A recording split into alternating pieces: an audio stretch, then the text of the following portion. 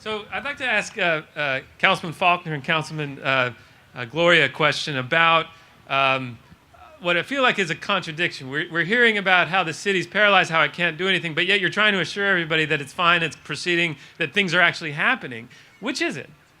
It's both. It's both, Scott. And you know, when Todd and I stood up, and I'll sit down for Lorena. When Todd and I back and forth, huh? We haven't spent enough time together recently since the old days. When Todd and I stood up bipartisan a couple weeks ago, and we said it was time for the mayor to go, but we also had a clear and compelling message, which it is difficult, but we are going to make sure that the roads are working, our libraries are open, the trash is getting picked up. When you call 911, you have the best men and women available to answer that call. We will do all of that. And we have the ability as a strong council to hold the administration accountable to make sure that they're doing that, bring them in front of the council, bring them in front of committees. But Scott, when you look at the bigger picture items, when you look at policies, that is not going to happen right now with this mayor. He's gone. He's absent. And when he comes back, it's going to be extremely difficult. And anybody tells you that, you know, because Walt Eckert's here, everything's going to be fine, that's not the case. It's not going to happen. And the thing I worry about the most is as we're trying to come out of this recession, we're trying to attract jobs, we're trying to attract companies to San Diego.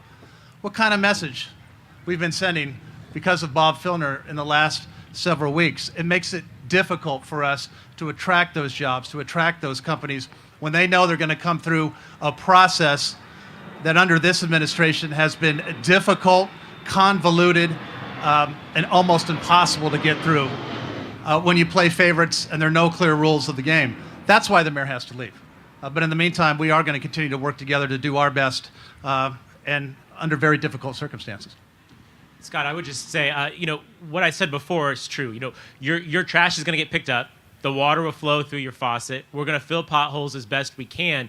But it's the extra stuff. It's the stuff that allows us to compete on a global stage, that allows us to really strive to be America's finest city, that will not get done. The things that you all care about. I mean, you all are, you know, obviously you're here on a Saturday, so you care about maybe big picture stuff. That's the kind of stuff I'm concerned won't get done. Let me just give you a couple examples about what the mayor's compromised.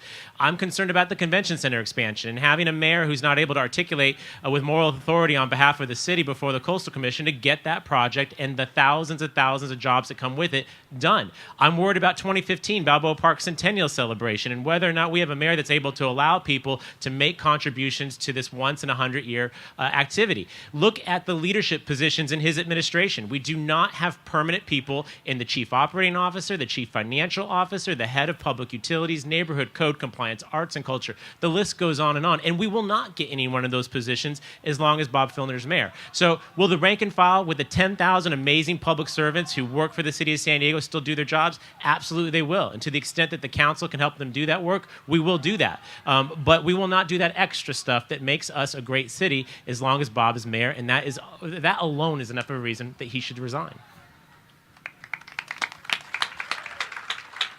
We got the jousting going on over here. It seems exciting. I don't know. Might need to bring those mallets up here, huh? Toni, I want to start with you on the next question. I think I'm going to give anybody who wants to answer this a chance, and I'll put a couple on the spot. If not Bob, who should lead the city? Well, that's a little bit premature, but I do think that San Diego, time and time again, there are leaders who step forward to fill the leadership void, and that will happen. I mean, it would be good, and I think the priority has to be hopefully appealing to Bob that it would be more advantageous to the city not to have to pay the expense, the extended humiliation, and the issues that Todd brought up in terms of what's being put on hold, and that he would do the right thing and step aside. Let me just add the Point Loma waiver and secondary treatment, which has been ongoing for well more than a decade, to that list of critical things. Time is of the essence. We are beginning to run out of time, and you need someone at the top level. I have no doubt San Diegans will pick the next leader once we are able to do that. But we need Bob to step down. Would you consider that role? You were mayor before. And it was a wonderful, wonderful 6 months. And again, I thank the leaders who step forward. I see quite a number of them here in the audience who step forward to help the city recover and continue to do business while we were struggling with some pretty critical things. You know, I'm thrilled to be representing people in Sacramento. I will continue to do what I can to make sure we support you in Sacramento. So the Point Loma waiver you were talking about, this is the city dumps sewage into the ocean that's not treated to standard. We get a waiver from the EPA every year, or every, how many years? 5 years? Every 5 years. And, you know, we did say that Liberty Station would be Balboa Park too. And so much like Starlight, when the planes, we just have to, it's a wonderful thing. The secondary treatment and the waiver issue, you know, we have worked long and hard at the city. I was on the council with Mr. Faulconer when we were looking at potable reuse. And there's a conversation and dialogue that needs to happen at the highest levels of government around the ability to have potable reuse at the city of San Diego, and there's a nexus to the State Department of Public Health to see that we can move that aggressively forward, which could help us in our discussion with the community, the environmental community, the labor community, as we look at what we do on that 5-year waiver. So, you know, there's a lot of broad, exciting things we can talk about, but water is critically important to us in that waiver, and our conversation with the relevant stakeholders needs to happen sooner as opposed to later. Jan, who should be mayor? I don't know, but there's about 1 million people living in the city of San Diego who would be an improvement.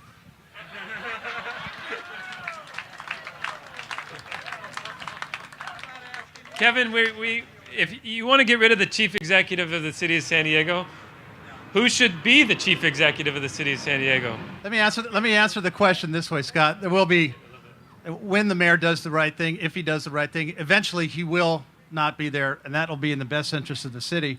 There'll be a lot of folks that will throw their hat in the ring, but let me look at it from a policy standpoint and an agenda standpoint. You've heard folks say that they supported the mayor's agenda.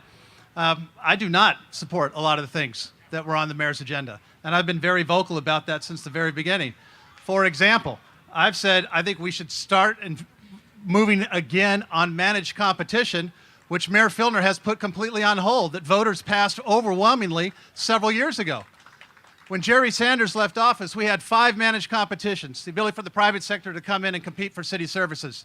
And we're waiting on his desk for Bob Filner to implement. He has chosen not to move forward on any of those. Ladies and gentlemen, that's about $20 million, conservatively, of our tax dollars that we could put back into roads, libraries, rec centers, a variety of things like that he's not doing. I voted against his budget this year because he skipped the infrastructure for our bond measure this year. Mark talked about a lot of that. Voice of San Diego did a piece on that. I think that policy is wrong and that the focus needs to be back on our neighborhood. So I think the answer to your question, when it happens and we have a mayor's race, those are the type of differences in policies that will come out. And I look forward to that debate because I think the mayor has moved us in the wrong direction, ladies and gentlemen. We need to continue turning this city around. Bob Filner has not shown his ability or desire to do that. Assemblywoman Gonzalez, what do you want to look for in the new mayor? Somebody that this guy can heckle because he clearly has a desire. And I just want to be clear because now as an elected official, I am so tired of this. Those same contractors that I definitely were not supportive of gave me money too. They give money to everybody. It shouldn't be, you know, do you know a contractor who gave you money who then later you vote? This is just silly. I swear to God, I cannot stand the accusations. So that aside, we should talk about public finance reform, campaign reform. I'd be happy to on another thing, but don't start calling out people for accepting campaign donations or the whole world's going to stop. That being said, who should be mayor? I don't know who should be mayor, and this is what I've said from day one when I asked for the mayor to resign. A lot of people ask me what's next. A progressive. Because let's be honest, 70% of San Diegans registered voters went to the polls last November, and they elected what somebody stood for. I would venture to say one exception, that I probably walked more doors in that election than anyone I knew and talked to actual voters. And yeah, a lot of them didn't like their choices. They didn't like the personalities involved. They didn't like the stark choices. But the voters I talked to, and the vast majority who came out, wanted to reclaim the city. They wanted a progressive agenda that put people first, that acknowledged that it's not just about creating jobs, but it's about creating good jobs.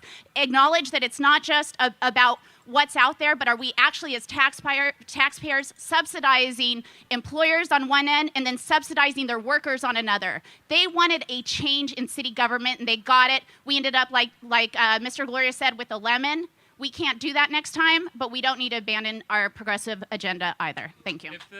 Hold on, Assemblywoman, if the mayor doesn't resign, would you support a recall? This is the problem with the recall. I prefer a resignation, as should anyone who really cares about civic involvement, because the way that a recall lines up is this. You're going to have a low turnout election to begin with. So instead of 70% of the people coming out like we saw in November, we may be lucky if we get to 20. The last two special elections, we got to about, 14, 16% in this area, right? Even the big Schwarzenegger recall was, I think, 44%. Low turnout election. If you have a recall and there are 5 or 6 or 8 or 10 people running, you have the capability of electing a mayor in this great time of moral crisis with no more than 20% of the people voting, which means about 4% of the electorate. Right now, I don't want 4% of the electorate to decide who's the next mayor. I would much rather have a resignation that requires a regular election and us to be engaged and have the chance to then whittle it down to 2 and decide who's going to be the next mayor.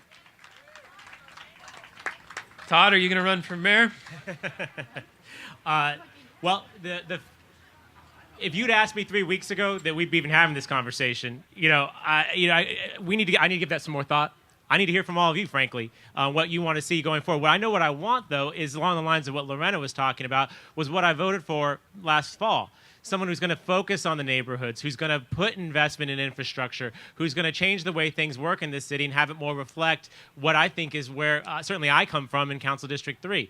That said, that's all speculation. What I know is that if he resigns, I'll have the humbling responsibility of having to serve as acting mayor. And I want to tell you, what we're going to do is we will make sure that we clean up the mess as fast as possible, that we'll focus on taking care of our employees who've been harassed, that we will clean up the mess in the Development Services Department and make sure there's no more center points or sun roads that are sitting there percolating just under the surface.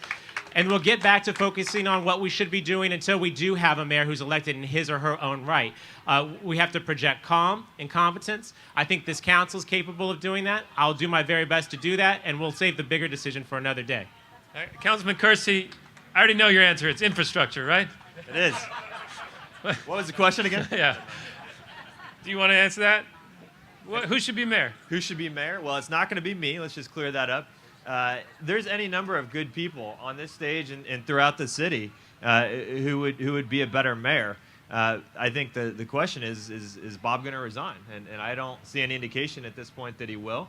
But who knows? Maybe 2 weeks off will give him some time to think about what he needs to do, what he's done, and figure it out. But I will say that on the recall front, we need to make sure that the city rules regarding recall are clear.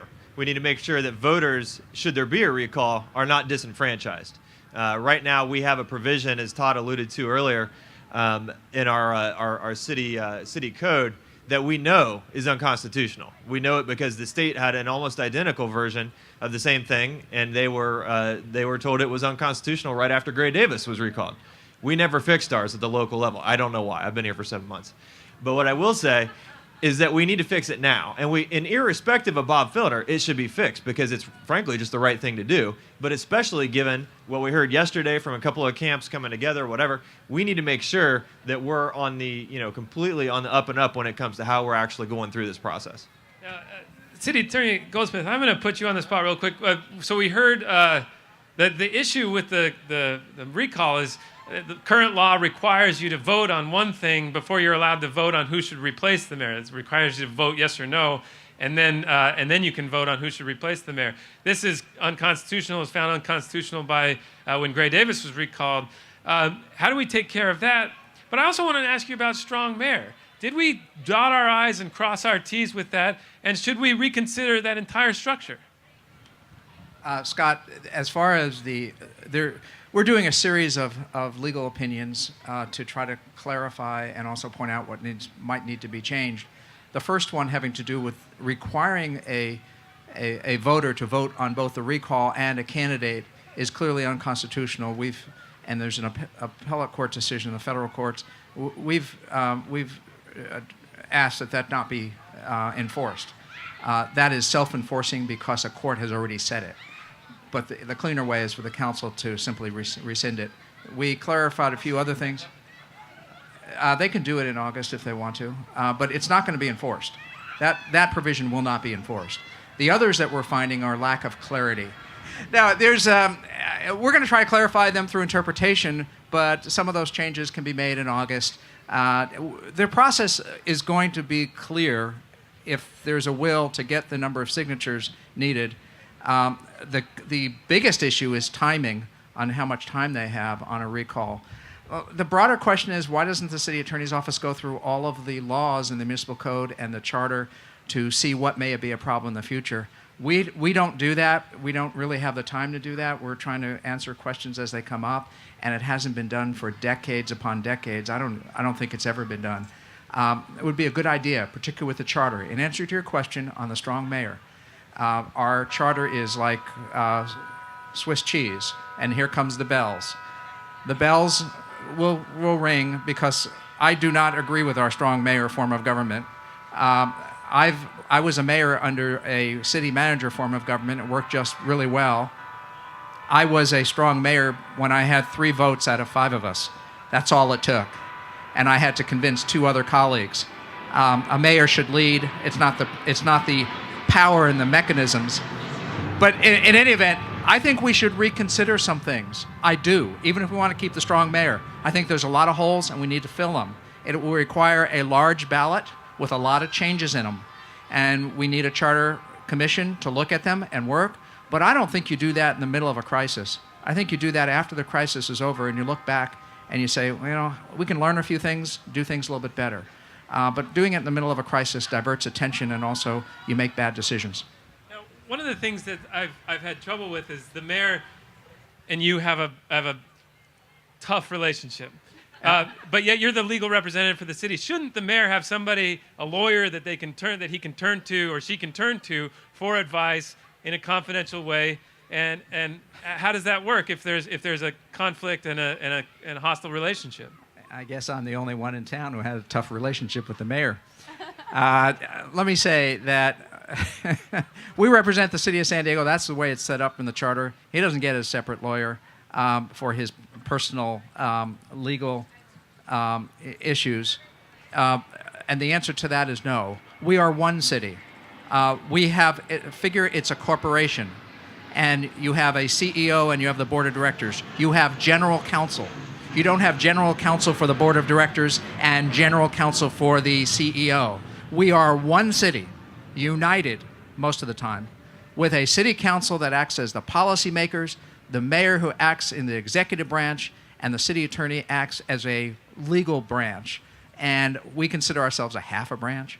But if you respect those roles, it works just fine. It worked fine with Jerry Sanders. It can work. No, the mayor doesn't get his own lawyer, and then you start fighting with the city council's lawyer and the city attorney's in the middle.